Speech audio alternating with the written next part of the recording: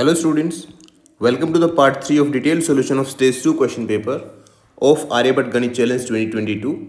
In this part also we are going to discuss next 10 questions. But before starting this video, I want to discuss question number 12 of our previous video.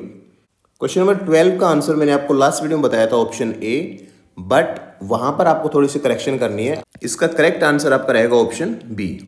और option B क्यों है, इसका logic क्या है वो देखते हैं. आप यहाँ पर आप सेकेंड रो वाली शेप्स और फर्स्ट रो वाली शेप्स को ध्यान से देखो. यहाँ पर जो कॉमन पार्ट्स हैं इन दोनों शेप्स में, उस कॉमन पार्ट को अगर हम हटाएंगे तो थर्ड शेप आपके पास आएगी. सिमिलरली आप सेकंड में देखेंगे, सेकंड में कॉमन पार्ट आपका ये है और जो कॉमन पार्ट नहीं है वो कौन सा बचेगा, ये पार्ट. तो ये आपका यहाँ पर थर्ड रो में आप देख सकते हो सेम शेप है. तो सेम रूल सेम पैटर्न आपका यहाँ पे अप्लाई होगा. यहाँ पर कॉमन इनमें से कौन कौन सा, एक ये लाइन कॉमन है तो ये यहाँ पर हट जाएगी. इसके बाद में एक ये यहाँ पर कॉमन है. तो अनकॉमन कौन कौन सी है, अनकॉमन आपकी ये लाइन रहेगी और एक ये लाइन रहेगी, जो कि आपका ऑप्शन बी में है. तो ऑप्शन बी यहाँ पर इसलिए इसका करेक्ट होगा. लास्ट वीडियो में मैंने आपको बताया था option A, but option A इसका करेक्ट नहीं है, ऑप्शन बी करेक्ट होगा. सो स्टूडेंट्स, लॉजिक मैंने आपको बता दिया है. यहाँ पर सेकेंड रो और फर्स्ट रो की जो शेप्स हैं उनके कॉमन पार्ट को माइनस करने के बाद ये शेप्स आ रही हैं आपकी. और कुछ बच्चों को डाउट था क्वेश्चन नंबर 17 में, क्वेश्चन नंबर 18 में यहाँ पर कहा हुआ है कि ये जो पिक्चर्स हैं इनमें से किस टाइप की आर्किटेक्चर यहाँ पर आपको दिखाई दे रही है. तो कुछ बच्चे बोले कि self similar shapes is the answer, but self similar shapes होती क्या है पहले वो आपको देखने की जरूरत है. देखो ये है सेल्फ सिमिलर शेप्स, जिसमें कि इनफाइनाइटली रिपीटिंग सेल्फ सिमिलरिटी होती है अगर इसको हम मैग्नीफाई करते हैं तो. बट इन शेप्स में अगर आप देखेंगे तो इन शेप्स में ऐसा कुछ भी देखने को नहीं मिल रहा है. बट यहाँ पर अगर आप ध्यान से देखेंगे तो ये एक लाइन ऑफ सिमेट्री बनेगी और इसके दोनों साइड के ये जो पार्ट्स हैं ये दोनों सेम है. देयरफॉर मैंने कहा कि ये सिमेट्रिकल फिगर्स है. यहाँ पे आप देख सकते हो कि ये भी सिमेट्रिकल फिगर्स हैं. यहाँ भी आप देखेंगे तो इस लाइन के दोनों साइड के जो पार्ट्स हैं दोनों सेम है. Therefore these architectural designs are symmetrical. इसका आंसर आपका सेल्फ सिमिलरिटी नहीं होगा. सेल्फ सिमिलर शेप्स मैंने आपको बताया किस टाइप के होंगे, अगर हम उसको मैग्नीफाई करेंगे तो इनफाइनाइटली टाइम्स रिपीटिंग रहेंगे वो शेप्स, बट इन शेप्स में ऐसा कुछ नहीं है. तो ये दो क्वेश्चंस मुझे डिस्कस करने थे आप लोगों के साथ. अब हम आज की वीडियो स्टार्ट करते हैं. सी ओवर क्वेश्चन नंबर 21 का आंसर मैंने आपको लास्ट वीडियो में बताया था कि यहाँ पर 3 एंगल्स का रेशियो गिवन है 113. तो किस टाइप की ट्रायंगल होगी. तो स्टूडेंट्स, आप लोगों को पता है कि एक आइसोसेलेस ट्रायंगल में 2 एंगल्स इसके इक्वल रहेंगे, 2 साइड्स भी इक्वल रहती हैं and angle opposite these sides are also equal. So यहाँ पर भी आप देख सकते हो 2 एंगल्स का रेशियो इक्वल है. इट मीन्स ये ट्रायंगल आइसोसेलेस ट्रायंगल होगी. ये हमने ऑलरेडी डिस्कस कर लिया था लास्ट वीडियो में. अब हम स्टार्ट करेंगे 22nd क्वेश्चन, और ये सारे क्वेश्चन बहुत ही अच्छे क्वेश्चन हैं, तो ध्यान से समझते हैं इन क्वेश्चन को. क्वेश्चन नंबर 22 है, if a is equal to b plus half, b is equal to 2c plus half and c is equal to 3d plus half, then d can be expressed in terms of a s.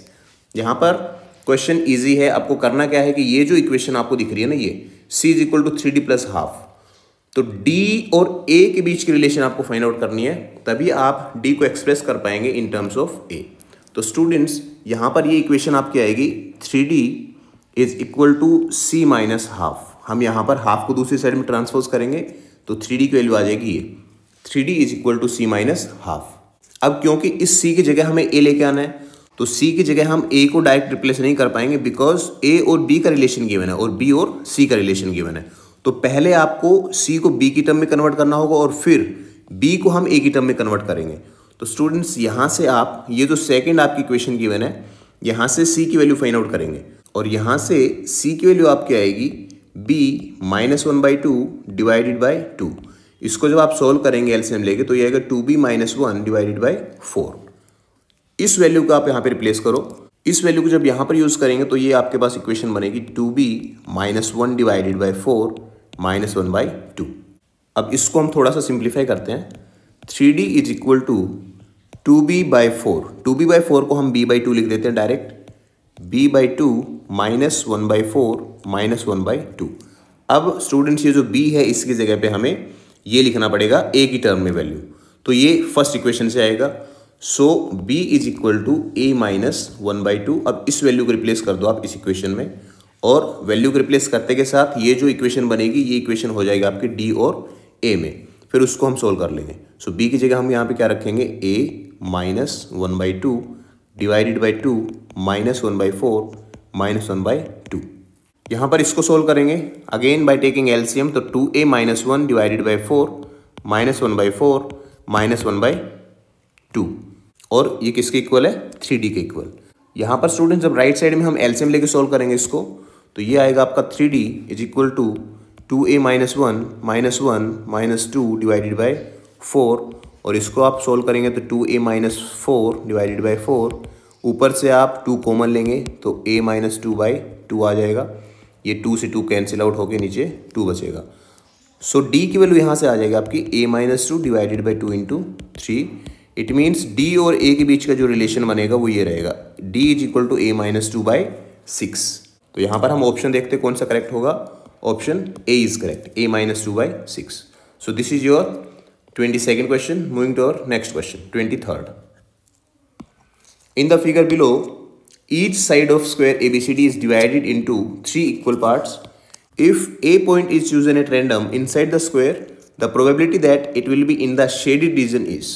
यहाँ पर आपके पास ये shape given है, square shape, और इस square की side कितनी है? इस स्क्वायर की साइड है x + x + x 3x। ये कंप्लीट साइड आपकी हो जाएगी 3x। इसके अंदर यहाँ पे आप देख सकते हो ये भी एक स्क्वायर बना हुआ है।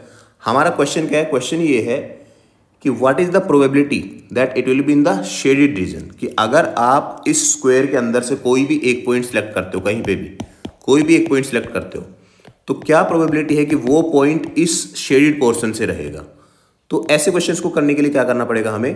ये जो शेडेड पोर्शन इसका एरिया फाइंड आउट करेंगे और टोटल जो स्क्वायर है उसका एरिया फाइंड आउट करेंगे। और स्टूडेंट्स प्रोबेबिलिटी का फॉर्मूला आपको पता ही है कि ऊपर आपका जो फेवरेबल आउटकम्स मतलब ये shaded area and divided by total area of square. तो पहले हमारा काम क्या रहेगा? ये जो शेडेड पोर्शन है इसका एरिया फाइंड आउट करना। और इसका एरिया कैसे फाइंड आउट करेंगे?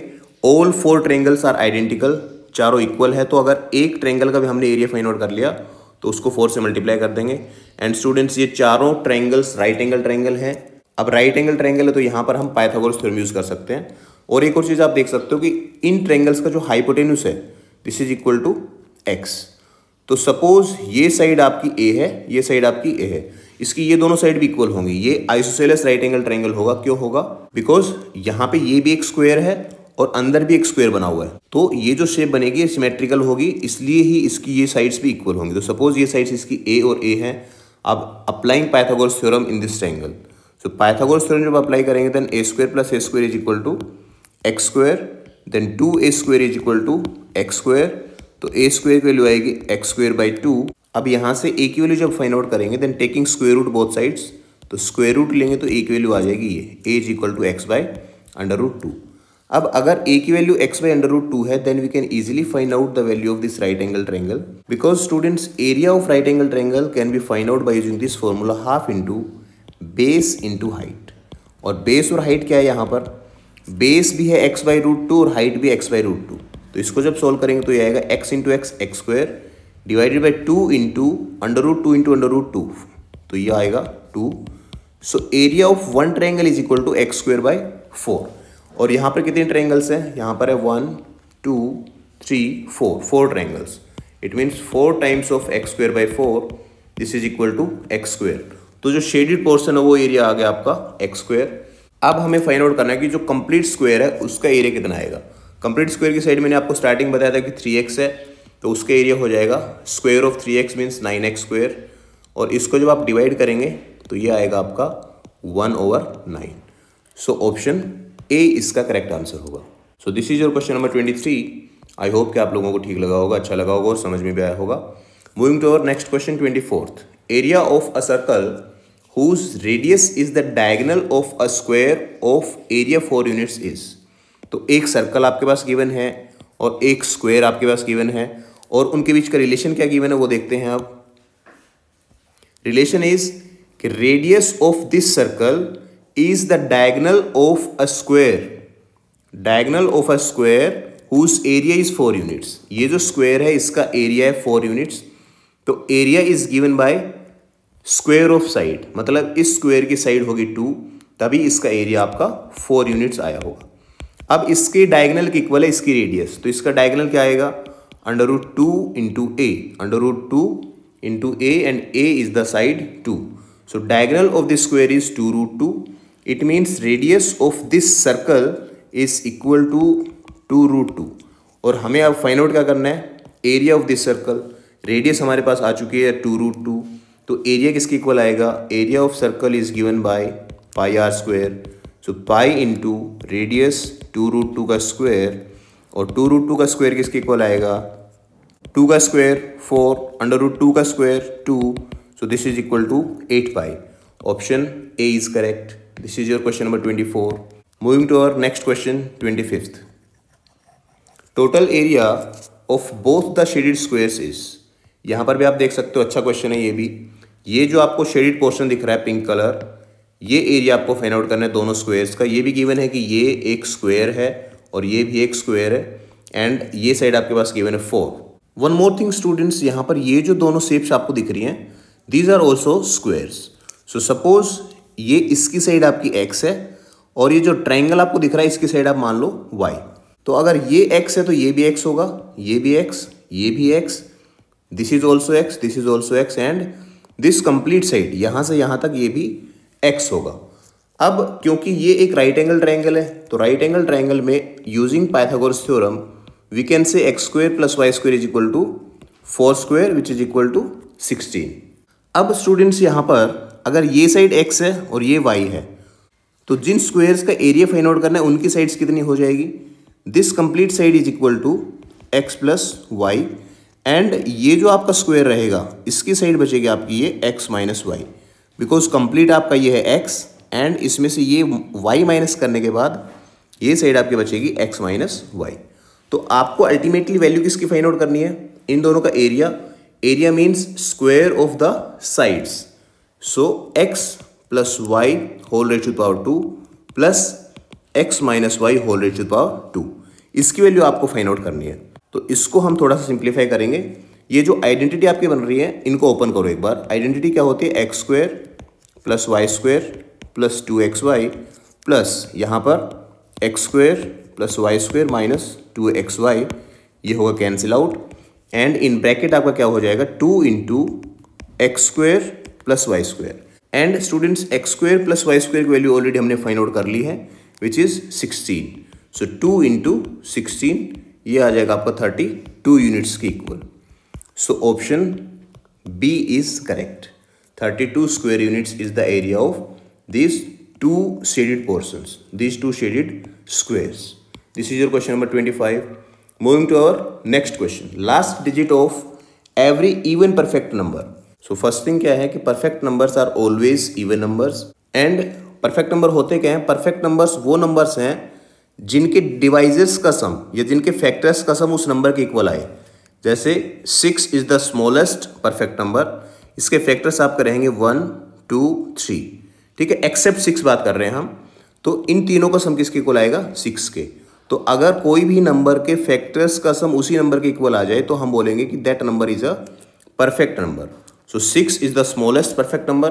तो आपको पता चलेगा होगा कि यूनिट डिजिट पे एक तो 6 आएगा, 6 के अलावा एक 28 रहेगा, इसका जो नेक्स्ट परफेक्ट नंबर रहेगा 28 के जितने भी फैक्टर्स हैं आपके 1 2 4 7 14, इन सभी नंबर्स का भी सम 28 के इक्वल आएगा. सो यूनिट डिजिट यहाँ पर आप देख सकते हैं 8 है. So from here we can say कि last digit of every even perfect number is always 6 और 8. ऑप्शन बी यहाँ पर आपका करेक्ट रहेगा. और एक और चीज कि परफेक्ट नंबर्स ऑड नंबर नहीं होते हैं. Now moving to our next question, question number 27. Digits 0 1 2 3 4 5 6 7 8 9 are to be arranged in such order that number formed is divisible by all numbers from 2 to 18. Which of the following is the most appropriate arrangement? Question ये भी easy है. आपको करना क्या है कि इन digits का use करके एक ऐसा नंबर बनाना है जो कि 2 to 18 तक के सभी नंबर से डिविजिबल हो.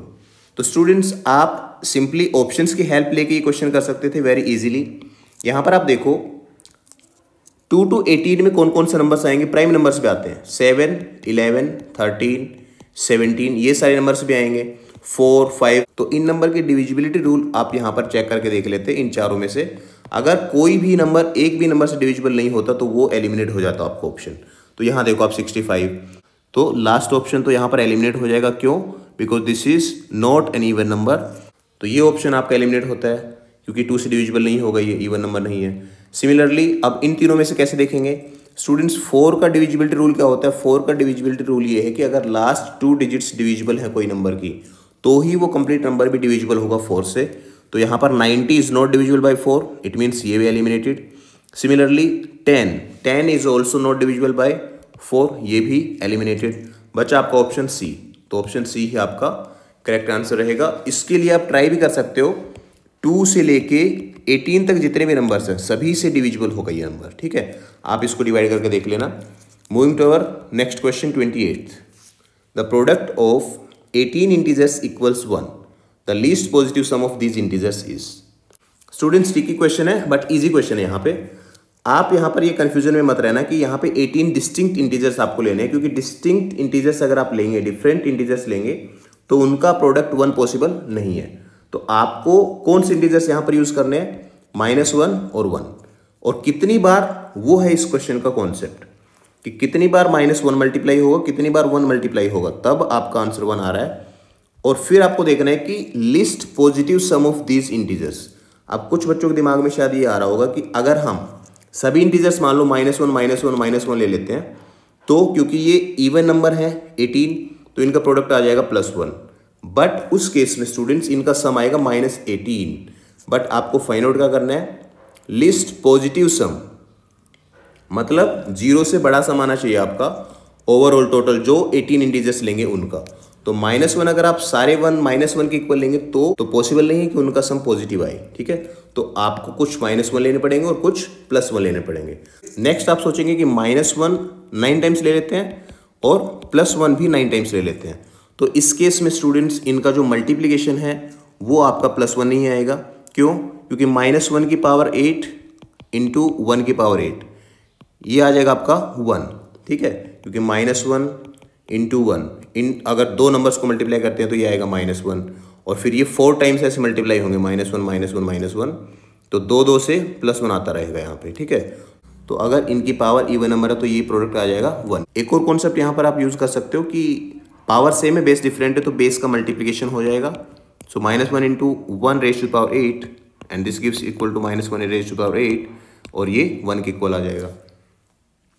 तो अब बचा क्या? यहाँ पर बच गया आपका -1 इंटू 1। तो इसका जो प्रोडक्ट है वो -1 आ जाएगा अगर आप -1 9 टाइम्स लेते हो और +1 भी 9 टाइम्स लेते हो। तो इस केस में भी आप देख सकते हो कि इनका जो प्रोडक्ट है वो +1 नहीं आया। तो स्टूडेंट्स आप यहाँ पर -1 को लेंगे 8 टाइम्स और +1 को लेंगे 10 टाइम्स, तब आपकी कंडीशंस फुलफिल होंगी। देखो कैसे, -1 raise to power 8 into 1 raise to power 10, इसको हम ऐसे लिख सकते हैं 1 raise to power 8 into 1 raise to power 2। तो यहाँ से आपका आएगा 1 +1 मल्टीप्लीकेशन, ठीक है। यहाँ भी 1 की पावर 2 तो 1, तो इनका मल्टीप्लीकेशन सभी नंबर्स का आ जाएगा 1। अब क्या इनका सम लीस्ट पॉजिटिव सम आएगा वो हम देखते हैं। यहाँ पर -1 रेज़ टू पावर 8 और 1 रेज़ टू पावर 10, तो -1 को जब 8 टाइम्स आप लिखेंगे ऐसे तो -8 वो आएगा, ठीक है। और +1 को जब 10 टाइम्स लिखेंगे तो +10 वो आएगा। तो यहाँ पर लिस्ट पॉजिटिव सम मतलब 2 आएगा आंसर। तो क्या 2 से कम भी पॉसिबल है? क्या 1 आ सकता है इन सभी का सम?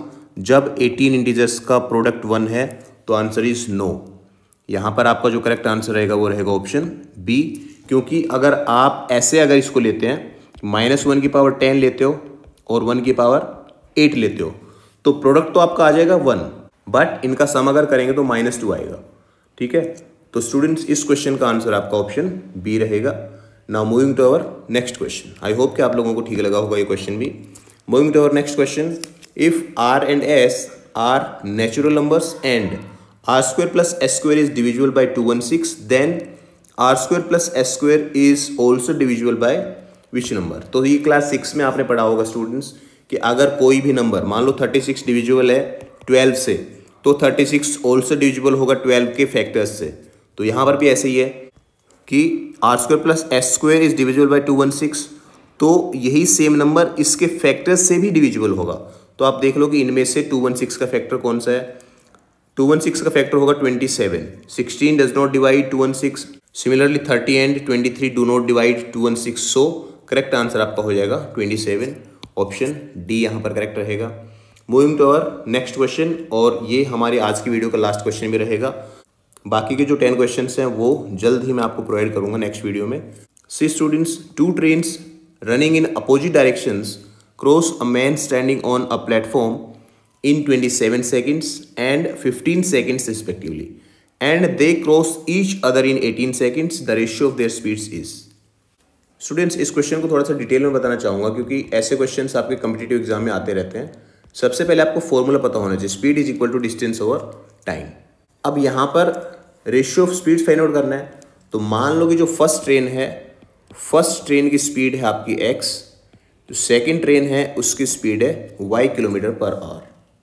क्वेश्चन में कहा हुआ है कि these 2 trains are crossing a man standing on a platform in 27 seconds and 15 seconds respectively. तो स्टूडेंट्स, आपको यहाँ पर एक चीज़ समझने की ज़रूरत ये है कि स्पीड आपके पास ये गिवन है, टाइम आपके पास ये गिवन है, तो डिस्टेंस हम यहाँ से फाइंड आउट कर लेंगे। और क्या डिस्टेंस कवर करेगी, क्योंकि यहाँ पर तो एक आदमी को क्रॉस कर रही है, तो आदमी को क्रॉस करने का मतलब है कि उस ट्रेन की जो खुद की लेंथ है वही डिस्टेंस उसने कवर करी होगी 27 सेकेंड्स में। तो फर्स्ट ट्रेन के केस में distance is equal to speed है x और टाइम है 27, तो हम इसको ऐसे लिख सकते हैं 27x। ये डिस्टेंस होगी जो उसने क्रॉस करी ट्रेन ने 27 सेकेंड्स, या फिर हम ये भी बोल सकते हैं कि ये उसकी लेंथ है, लेंथ ऑफ फर्स्ट ट्रेन। ठीक है। Similarly second train also crossed a man, the same man in 15 seconds, तो इसकी भी डिस्टेंस कितनी होगी 15y। ये भी क्या होगी, लेंथ ऑफ सेकेंड ट्रेन। ये कॉन्सेप्ट आपको ध्यान रखना है कि अगर कोई भी ट्रेन कोई पोल को क्रॉस करती है या फिर कोई आदमी खड़ा उसको क्रॉस करती है, तो इसका मतलब वो खुद की लेंथ के जितने डिस्टेंस कवर कर रही है। ठीक है। अब सेकंड कॉन्सेप्ट पे आ जाओ आप। यहाँ पर लिखा है they cross each other in 18 seconds. अब क्योंकि वो अपोजिट डायरेक्शन में आ रही है तो उनकी रिलेटिव स्पीड कितनी हो जाएगी, रिलेटिव स्पीड हो जाएगी x प्लस वाई, और टाइम कितना ले रहे हैं 18 सेकेंड्स। टाइम वो ले रहे हैं 18 सेकेंड्स एक दूसरे को क्रॉस करने में। तो स्टूडेंट्स, यहाँ पर डिस्टेंस क्या होगी, अगेन डिस्टेंस हो जाएगी length of both the trains, और length of both the trains क्या है 27x एंड 15y। तो तीनों चीजों को हम इस फॉर्मूले में पुट कर देंगे। Speed is equal to distance by time. Speed हमें पता है रिलेटिव स्पीड क्या होगी x प्लस वाई, क्योंकि अपोजिट डायरेक्शन में जा रही है, and distance is equal to 27x plus 15y divided by time. Time है 18 सेकेंड्स। अब इस इक्वेशन को हम सोल्व कर लेंगे और इनका रेशियो फाइंड आउट कर लेंगे। क्रॉस मल्टीप्लाई करेंगे तो ये आएगा आपका 18x plus 18y is equal to 27x plus 15y। यहाँ पर x वाली टर्म्स को जब एक साइड करेंगे तो you get 9x is equal to 3y। 18x को इस साइड में लेके आएंगे और 15y को इस साइड में, तो आप इसको ऐसे भी लिख सकते थे 3y is equal to 9x, या फिर ऐसे भी एक ही बात है। तो x बाई वाई, ये रेशियो किसका आया है, speed of first train to the speed of second train.